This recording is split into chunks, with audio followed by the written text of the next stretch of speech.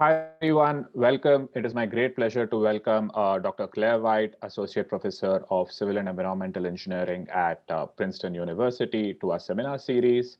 Dr. White completed her graduate studies at the University of Melbourne. Then she worked as a postdoc at Los Alamos National Lab. There she was awarded the Director's Postdoctoral Fellowship to research atomic structure of low CO2 alkali activated materials. Her research broadly focuses on understanding and optimizing engineering and environmental materials, including sustainable cements, materials for carbon capture, utilization, and storage. Her research spans multiple length and time scales, uses a lot of really advanced synchrotron, neutron-based experimental techniques, in addition to atomic and multi-scale simulation methodologies. She's won way too many awards. I can't list all of them, but they include an NSF Career Award, the Rylan Gustavo Colonetti Medal, Howard T. Wentz Junior Faculty Award from Princeton University, and many more. So today she'll be talking about predicting reactivity of glassy supplementary cementitious materials from composition using simulations. Claire. Great, thanks Pranay. Thanks for the kind introduction and the opportunity to talk to you all today. I'm going to concentrate on reactivity of glassy materials and specifically their use in concrete to improve the sustainability of concrete. And so this work stems from work done by my former PhD student, who's now a postdoc at MIT. His name's Kai Gong. So he's really responsible for all of the simulations you're going to see today and the analysis that's been performed. But before I start talking about that aspect of the research, I want to motivate why we're looking at using such supplementary cementitious materials in concrete. And so it all comes down to what we need for construction around the world and how these materials are manufactured. And so if we look at it from a sustainability point of view and anthropogenic CO2 emissions, what you find is that from a heavy industry point of view, cement and steel manufacturing are the highest contributors to CO2, where if you look at cement manufacturing, so making cement powder, you're looking at about 7 to 8% of all anthropogenic CO2 emissions and a comparable amount from the manufacturing of iron and steel. And so since as a society, we've done a lot in terms of trying to promote renewable electricity, trying to reduce our CO2 emissions from electricity production and their use in terms of like heating and cooling, also transportation side of things, electric cars, for instance. Now is the time that people are looking at decarbonization of heavy industry, which tends to be a lot harder compared to the reductions in emissions that we've achieved thus far through technologies such as, say, solar cells and wind. And so the decarbonization of heavy industry is really pivotal if we are to prevent sea level rise associated with climate change. And it needs to happen now. Things need to start being implemented imminently if we are to limit how catastrophic climate change can be on how we live as a society. And I don't need to probably go into much detail when it comes to Miami in terms of flooding that can occur and what already happens in Miami. So when we look at these two heavy industries, specifically steel and concrete, what we find is there are alternatives coming into play for steel. People have talked about carbon fiber reinforced polymers. These are very expensive at the moment, but have been proven in terms of technology. People are now also talking about high strength timber. And there's been a push towards, can you make a high-rise building out of high strength timber?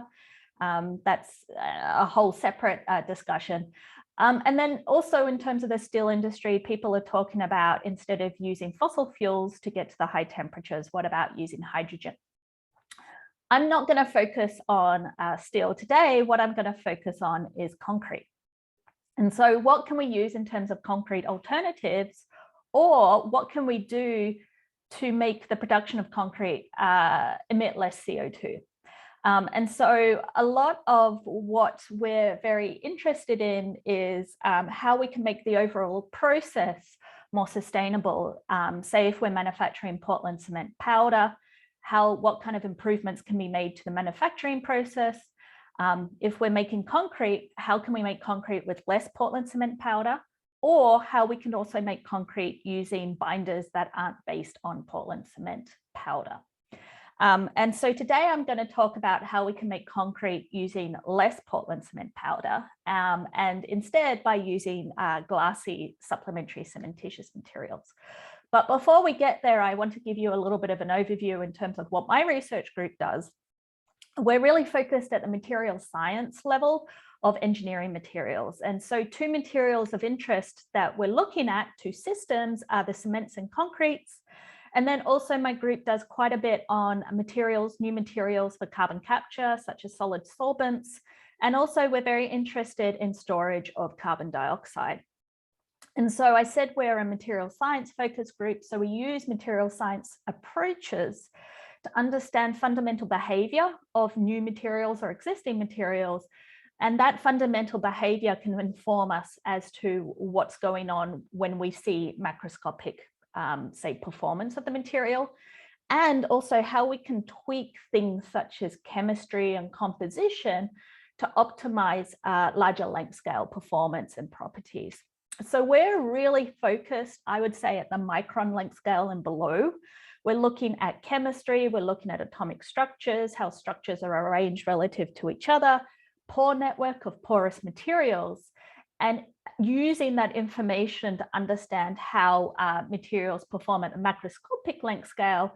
Plus, in that, there needs to come information from the larger length scales as well. And that's where I complement what other people are doing in the field. Here are some examples in terms of some recent projects or ongoing projects that are going on in the group. For example, we look at different types of cements, whether they be Portland cement systems or alternative cements. What is the structure of these cements? How do they form? And what are the degradation routes so we can avoid the materials degrading severely?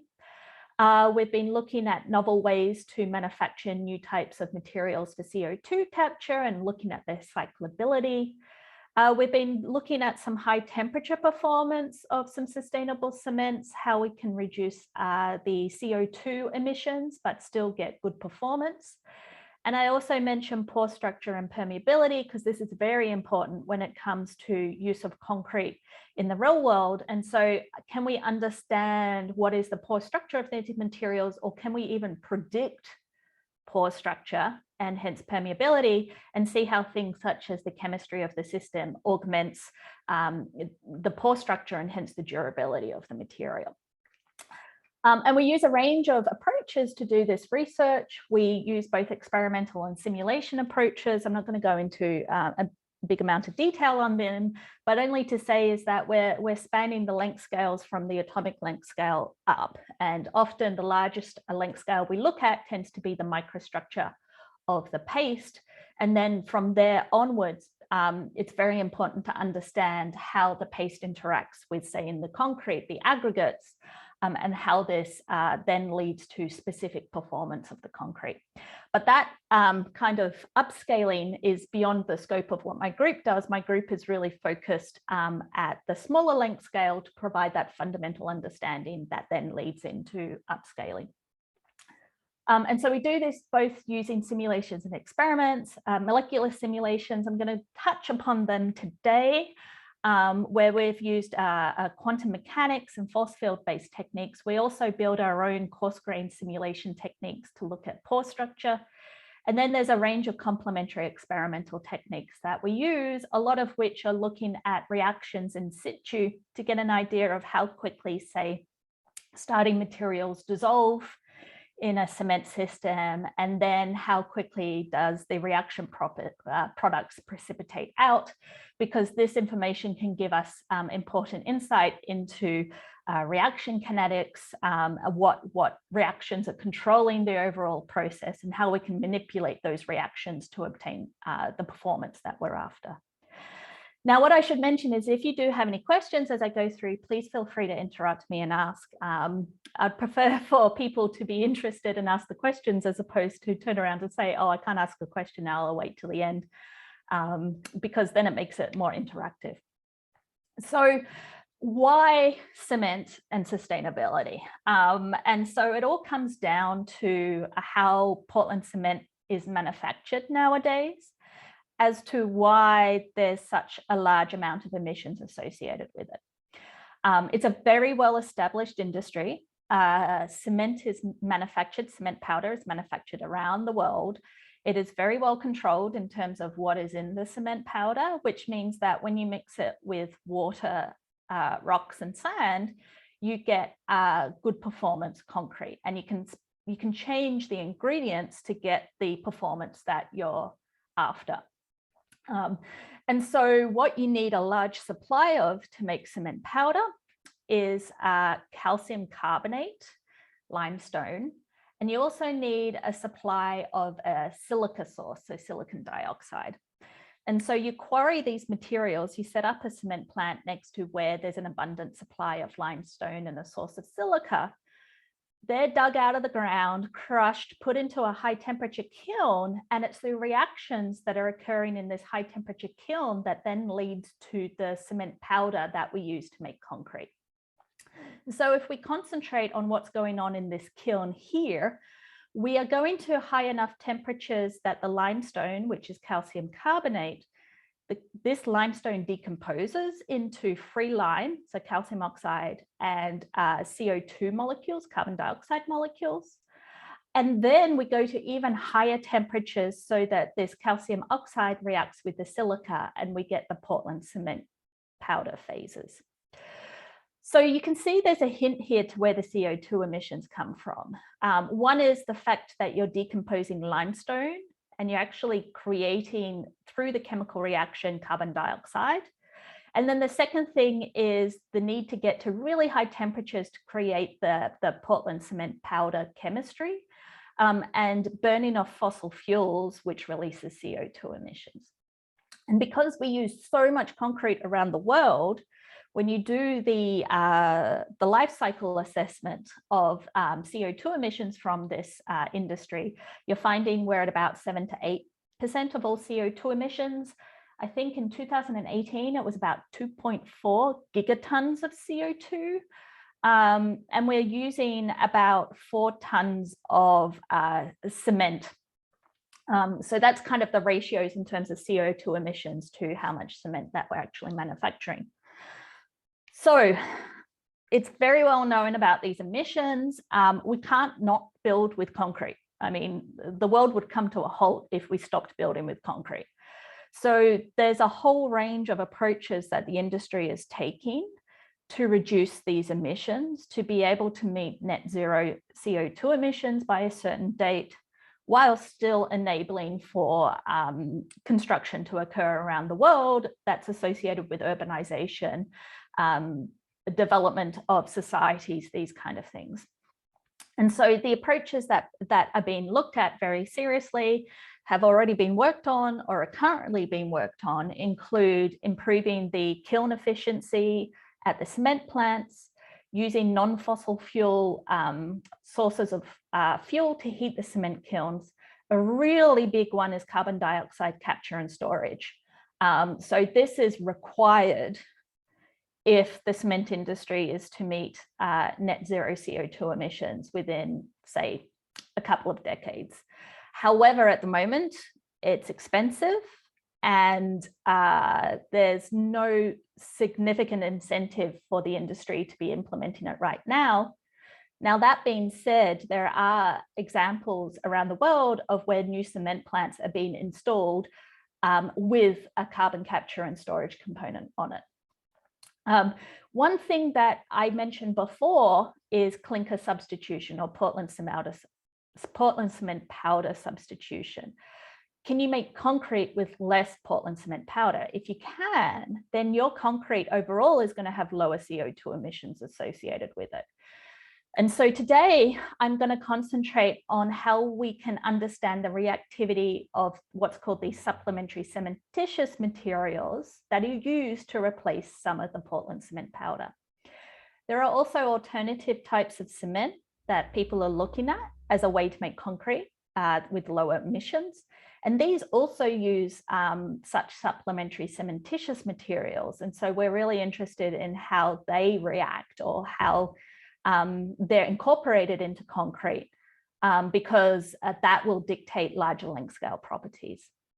And then some other examples of ways to reduce CO2 emissions with the cement industry is, can we actually incorporate carbon dioxide back into the material after concrete has been used?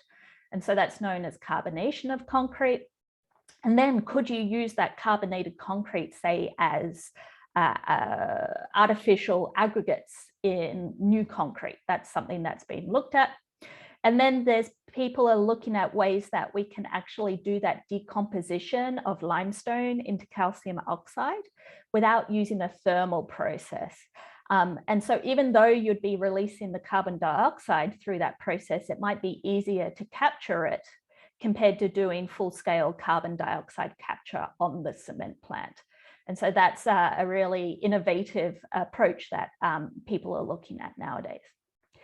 So today I'm going to talk about the supplementary cementitious materials and their reactivity, because that influences how we can incorporate these supplementary cementitious materials either into Portland cement concrete or use them in alternative cements. And so the reason why we're interested in their reactivities is because the reactivity of them will influence how much of the glue or the strength-giving phase that is present that is responsible for concrete strength.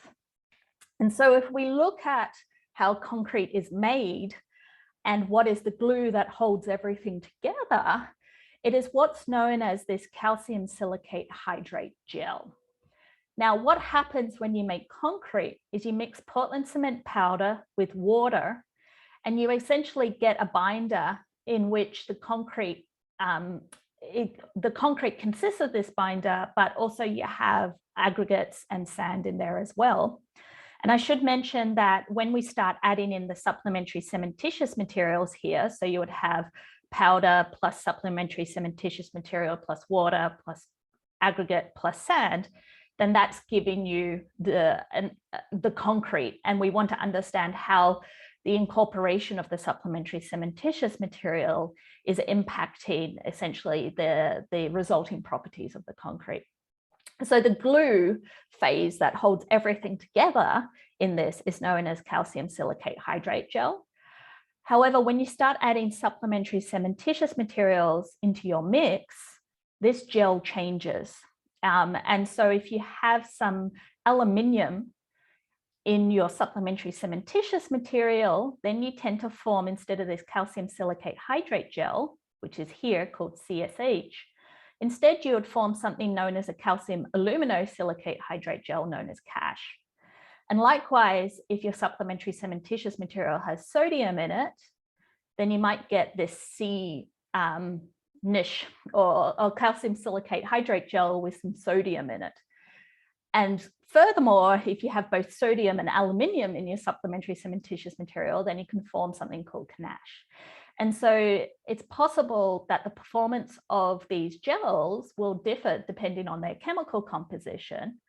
And the incorporation of these new elements, sodium and aluminium, will depend on the reactivity of the supplementary cementitious material that we use. And also the reactivity of the supplementary cementitious material we use will dictate how much of the elements in it get incorporated into the gel.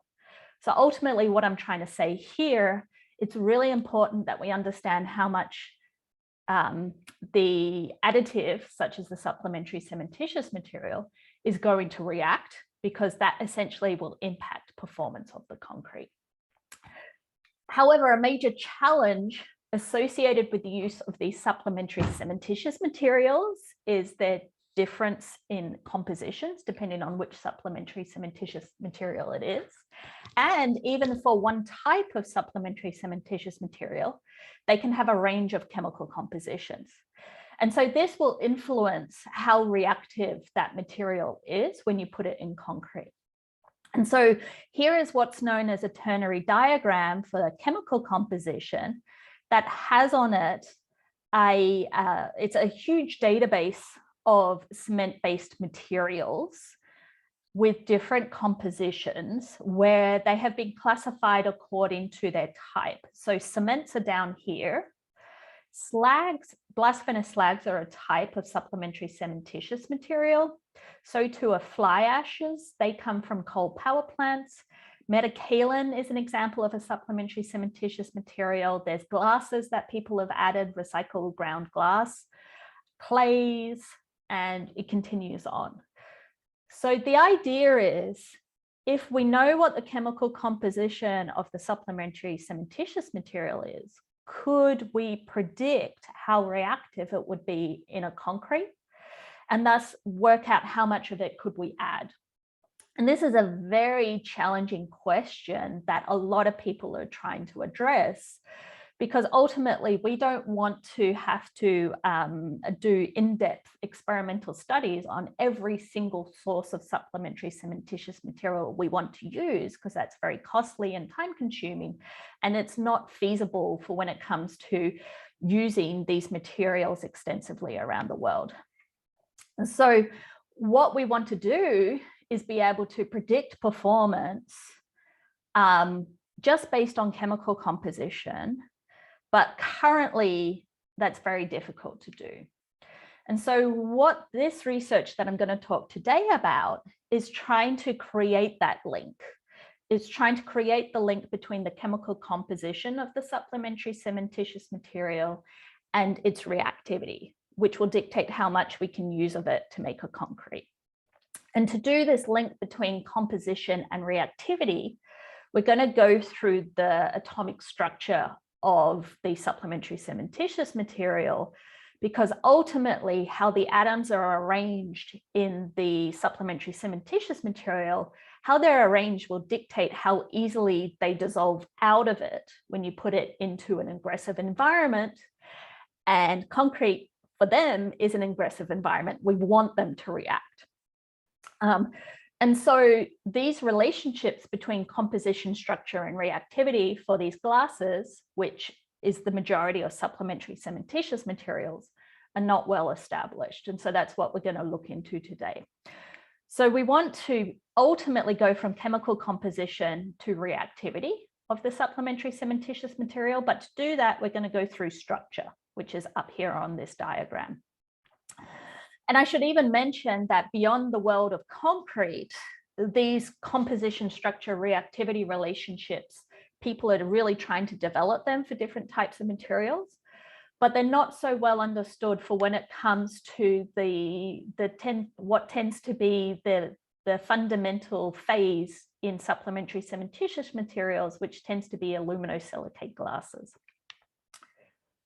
So although I say that these relationships between composition and reactivity is not well established, people have tried in the past, to varying degrees of success, to derive compositional parameters to predict reactivity. And so such parameters are listed here, where depending on the chemical composition and the equation that's used, you're trying to get an indication of how reactive that material is going to be relative to another composition.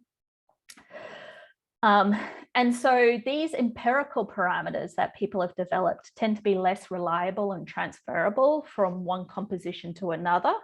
And so the idea today is it feasible to develop ones that are actually based on atomic structures that we've developed that then are more widely transferable across a range of compositions? So this is the goal.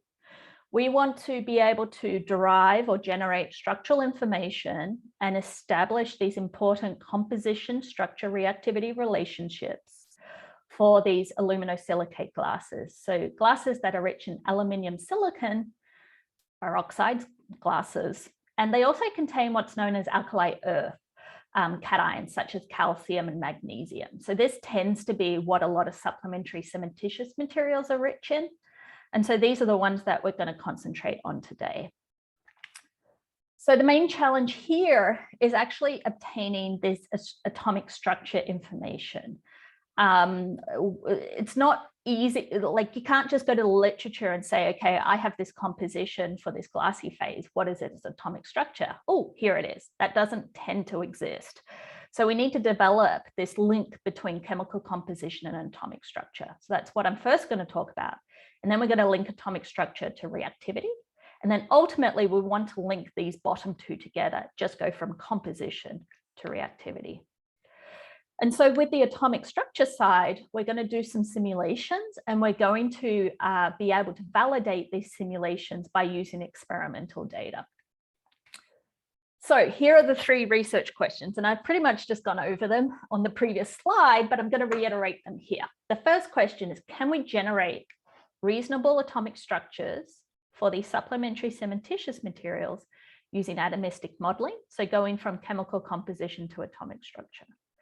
Then, can we go from the atomic structure to reactivity of the material? Is there some kind of equation that where we can take into account details on the atomic structure that then accurately predict the reactivity of that supplementary cementitious material? And then finally, we want to go directly, see if we can do this directly from chemical composition to reactivity.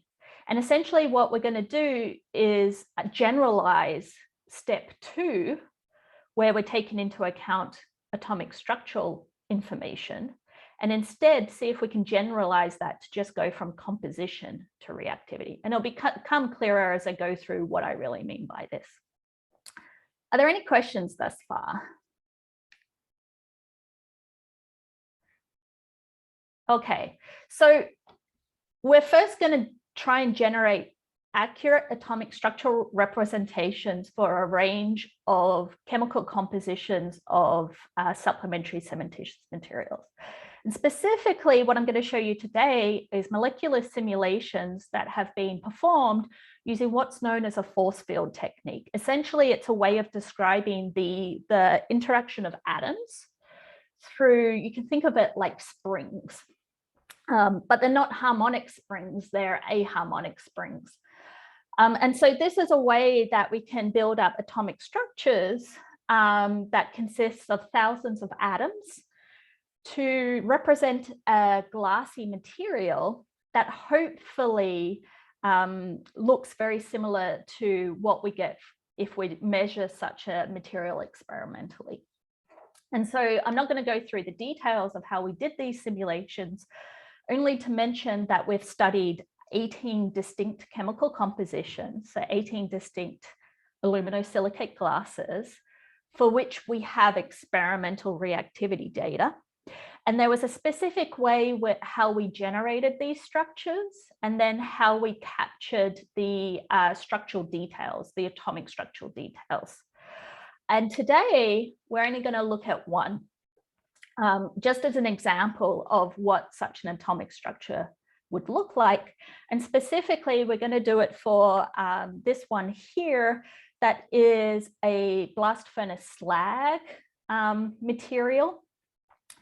And we have experimental data for it that we can compare in terms of atomic structure information. So not just reactivity data, but we have also characterized the atomic structure experimentally.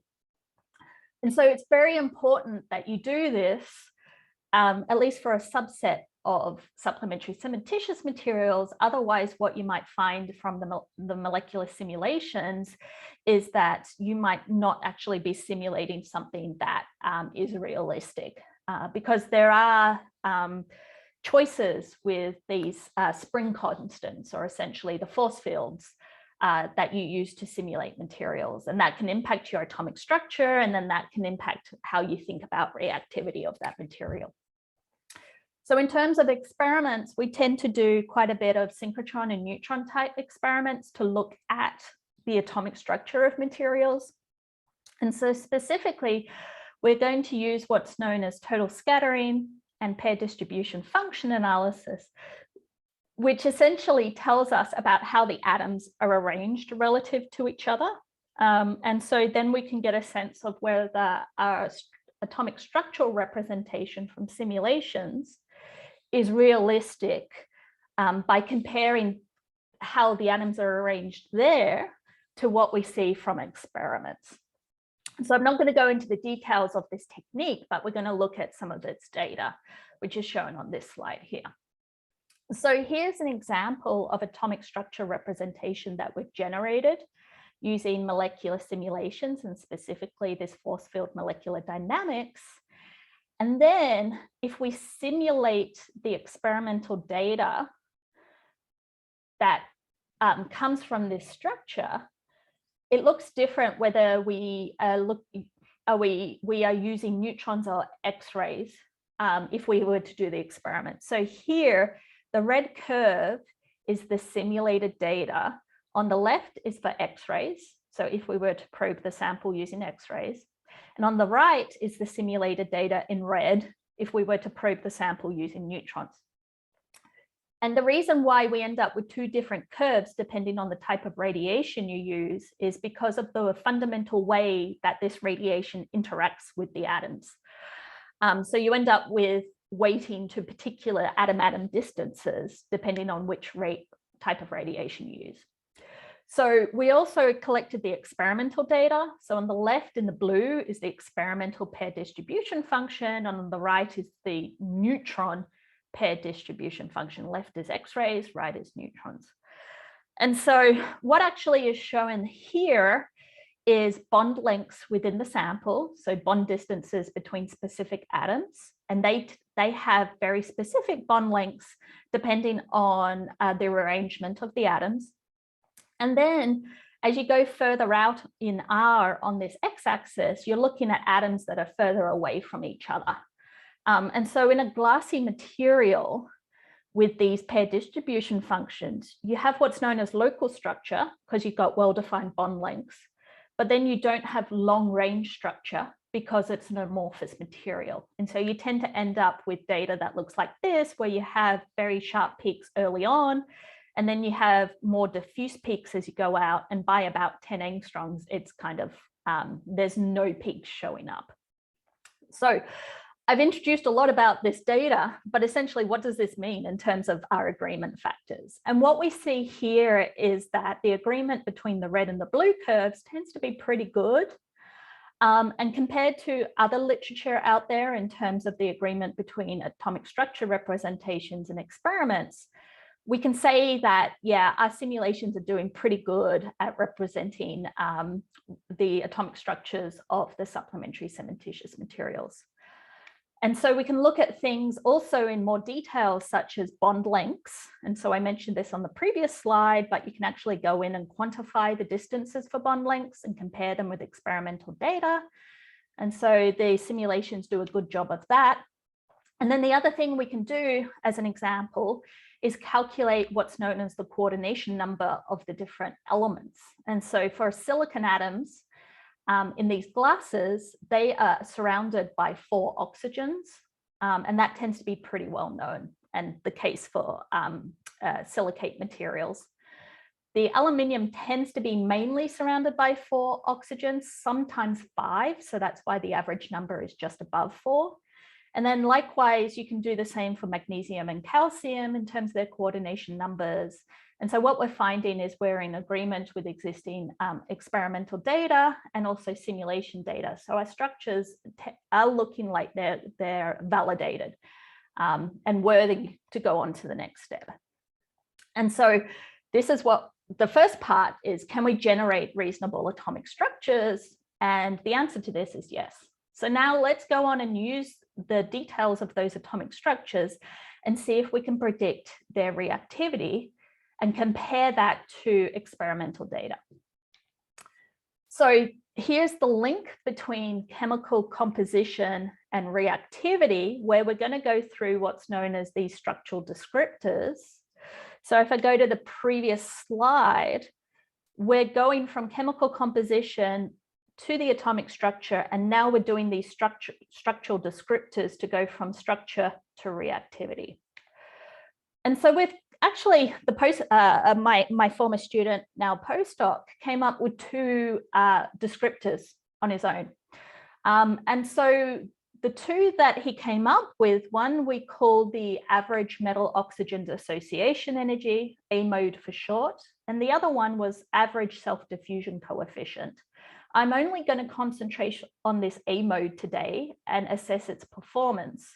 And we're going to compare its performance to the very common extent of depolymerization parameter, which is the number of what's known as non-bonded oxygens over tetrahedral atoms, which is very kind of detailed information. And I'm not going to go into the details of why this is called this and uses this description, only to say it's a very common parameter that's used in the glass community and is also used in the cement community to look at supplementary cementitious materials.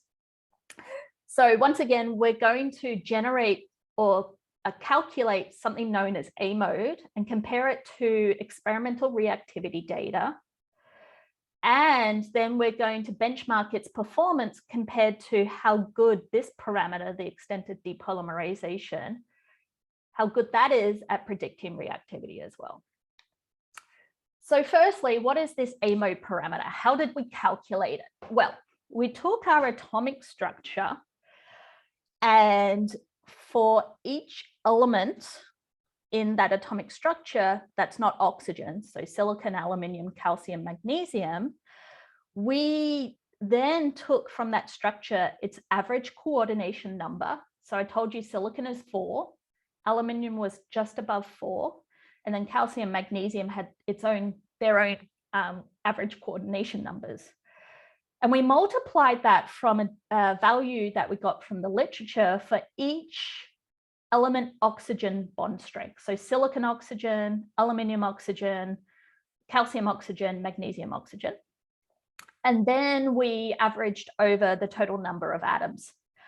And so out of this, we got a value for what we call AMO, that is essentially telling us how easy it is to break atomic bonds.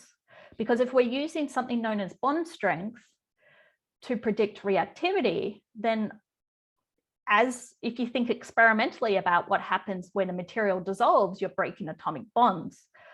So our parameter that we've generated encapsulates information on how easy it is to break atomic bonds. And so if we have a lower AMO parameter, we expect to have a more reactive material where it's easier to break atomic bonds.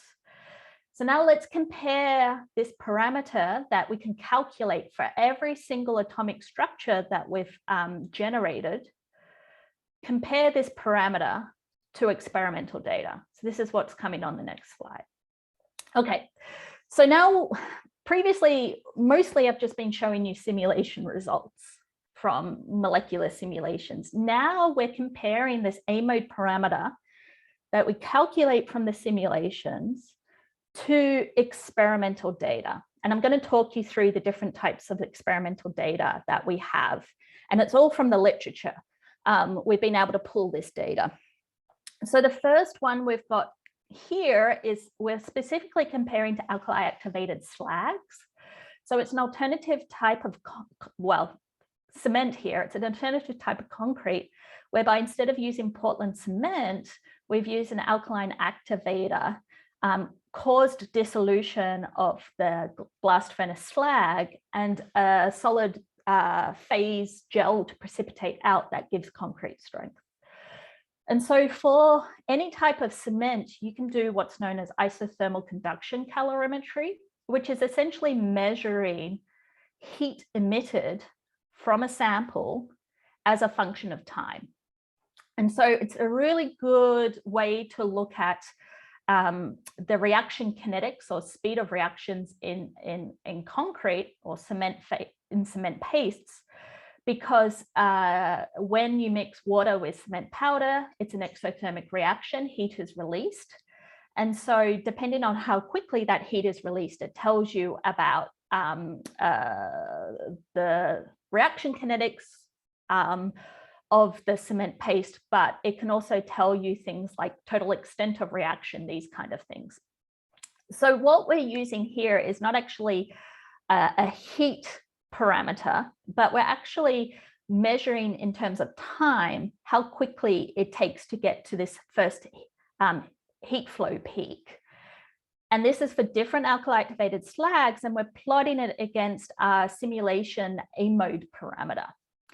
And here we tend to get pretty good agreement. So the parameter we just got from chemical composition, atomic structure simulations, this AMO structural descriptor tends to predict quite well the relative reactivity of these 4 different slags as measured through isothermal conduction calorimetry. All right, so that was quite a bit. Good agreement, kinda. Let's go on to the next experimental data that we have. So we also looked at what's known as thermogravimetric analysis data, which essentially can give us an idea of how much of that binder gel has formed. And what we find here for alkali activated slag systems is there is an inverse correlation between how much water is bound and our AMO parameter as well. And so what this means is that the more reactive the glass is, which would be a lower AMO parameter, the more water that has been bound in the main strength giving phase. So the more reactive the supplementary cementitious material has been. So once again, we get quite good correlations between this structural descriptor that we've created and what we get from experiments. But you might say this is just blast furnace slags. We're not covering a very wide compositional range. How does your parameter compare to if you're going over a wider compositional range? And so this is what we've done on this part here is we've taken from the literature 8 different glasses that cover quite a range of compositions for the supplementary cementitious materials, going from blast furnace slag to class F fly ash.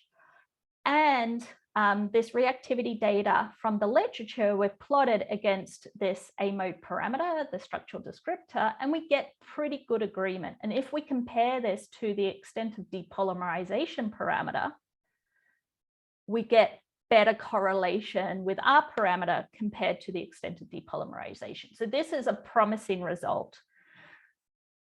This structural descriptor that we've generated from our atomic structures is outperforming the extent of depolymerization parameter. So this is great. This is good. We're able to take atomic structures and then predict their reactivity. And we've also been able to do this, well, actually, I should say my postdoc's been able to do this separately for a whole range of volcanic glasses and has done these predictions as well, looking at AMO, and here it's the dissolution rate of the glass at different pHs, and compared this to the extent of depolymerization parameter. Essentially, we've been able to come up with this structural descriptor, and I'm going to repeat myself, which is if you have atomic structure, you can predict from that structure how reactive it would be relative to other atomic structures. But that doesn't get back to our main issue, which is, can we go directly from chemical composition to reactivity? We don't always want to have to be going through the atomic structure because that's also very time consuming. And you might ask, well, why don't you just do that using experiments instead of using these fancy molecular simulations? And that's true. If you have a material, you can go and do an experiment on it to find out how reactive it is and use that information to then go and make your concrete. So what we are trying to do is to see if we can go from the chemical composition to reactivity without always having to go through the atomic structure. And so this is what we're going to do now, is try and just go through this chemical composition to reactivity, taking into account what we've already developed, but now just trying to go from one to the next. Essentially create a compositional parameter that links these two, that outperforms existing compositional parameters. So here we go. We're going to do this. We're going to start off with the AMO parameter, but instead of needing all of that information from the atomic structure, we're going to simplify the equation and then just rely on chemical composition. And so this is what we've done down here is we've generated a simplified equation that's taken into account some of the average numbers that we previously used from the structural descriptor. But here we needed to know coordination number, whereas down here for the compositional parameter, there's no information we need about coordination number. The only input is the total number of different atoms. So now we're just going to compare to the reactivity data that you've seen before. So there's no new experimental data that I'm showing here. All that I'm showing is this modified parameter, which we call the modified AMO, how it compares to this experimental data that you've seen before, where down the bottom here, I've given the agreement factor for the original AMO parameter. So you can see that for the AMO and the modified AMO for this set on the left, you get the same agreement. You get slightly decreased agreement for the second plot. For the third plot, you get less agreement, so it's not so good. And for the fourth plot, you get the same agreement. And this is kind of interesting because this is the one that spans so much of that compositional range. It's interesting that irrespective of whether we're using the atomic structures or the modified equation, we're getting similar agreement. So this means our compositional parameter tends to be pretty good across the compositional range that we've studied and generated this parameter for. So that's good. Now we can look at the reactivity of these volcanic glasses and similarly see if we can get good performance just from the composition of the glasses. On the left is the updated data using the modified parameter, and on the right is the original parameter. And so you can see you go from about 0.78 for the R squared for this correlation to 0.73. So there is a decrease, and the same is true for the black curves as well, which is under acidic conditions.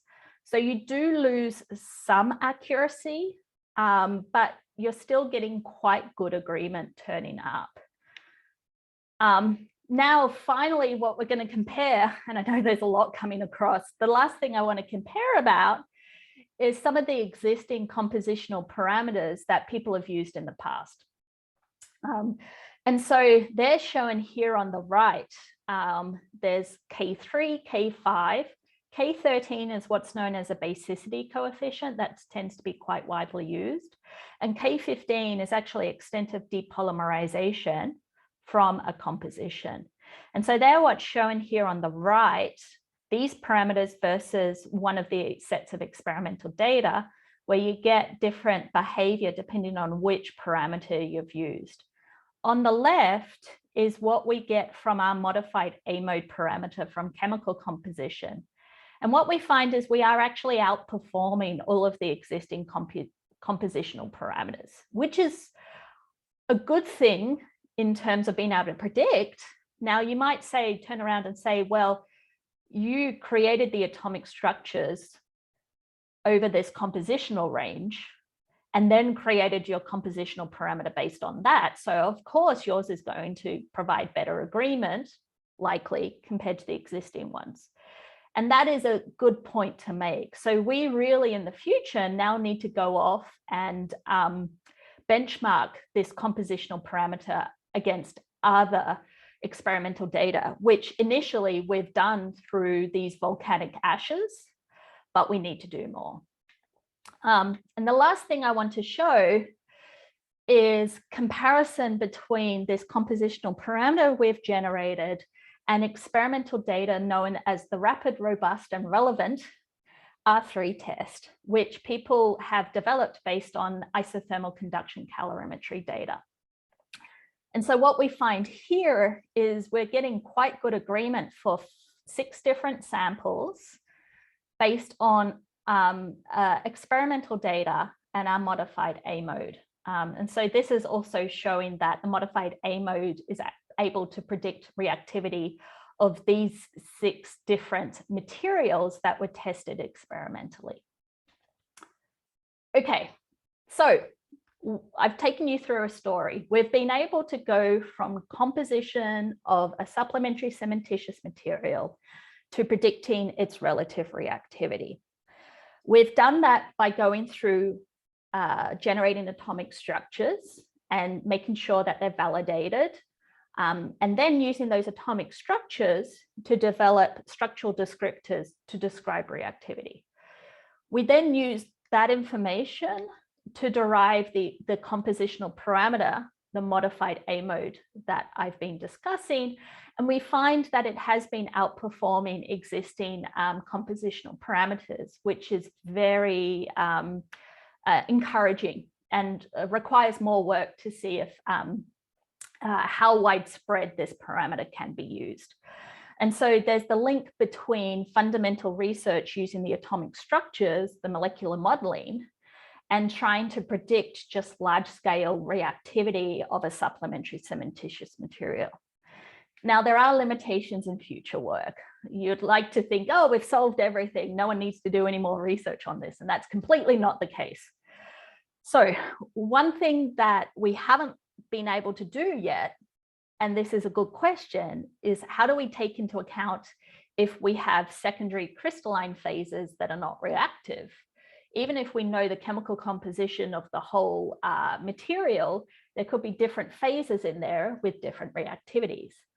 And at present, we don't account for that. Whereas experimentally with these tests, they're accounting for that because they're looking at the reactivity of the whole material. So that's one limitation of these compositional parameters. Other limitation is that essentially these parameters assume that all of the elements come out according to the chemical composition. So if you have more silica in your material, then more silica is going to come out with respect to another component within the material. And that tends not to be the case experimentally. And that's what's highlighted up here for having bad agreement in this data. I am going to stop here because I know that it's nearly 12 o'clock. There were some other things I was going to show that you could do from the simulations, but I've run out of time. So if you've got interest in these, please let me know. Thank you for listening. I hope it's been somewhat interesting to learn about how we want to be able to predict reactivity of these supplementary cementitious materials. I'd like to thank the funding organizations, the places where we did experiments, and the students and postdocs in the group who are doing the research, and I'll be happy to take any questions.